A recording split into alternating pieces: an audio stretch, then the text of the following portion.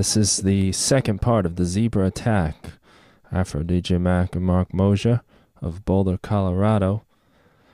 Again, we're using the same sample as last time. And the way this rack works here is there's all these different instruments in one rack here, and each one is a different slice of that particular sample.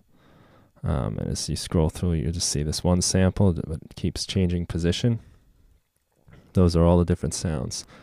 And we control that with our macro knob right here. Let's clean this thing up first.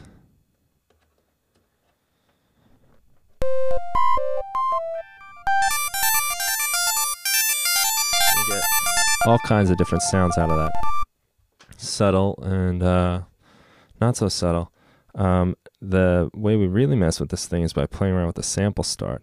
Now, the only reason you're really ever getting a tone out of this sound that is playable is because we have such a small loop here of a waveform.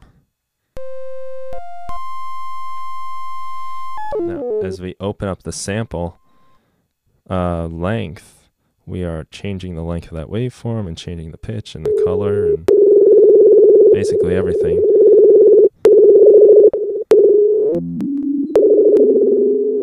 you get some pretty like wild sounds, FM modulation from that wavetable. So it's kind of a fun thing to play around with while you're actually playing your notes. I've also thrown a bit crusher, which you can see up ahead here.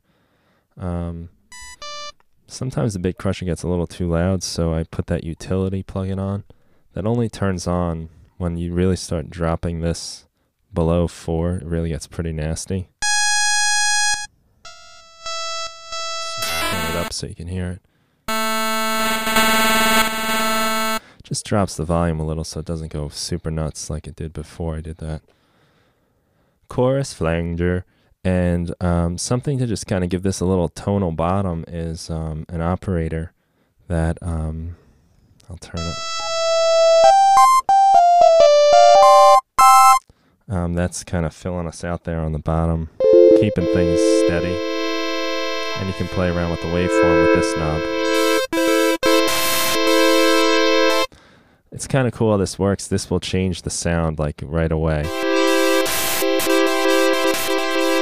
So just even turning this knob a little bit gives you like a really cool glitched out sound.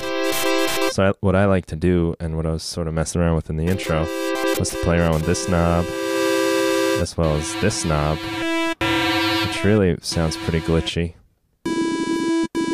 Turn off this for 1 second. Sounds different on every single chain you use.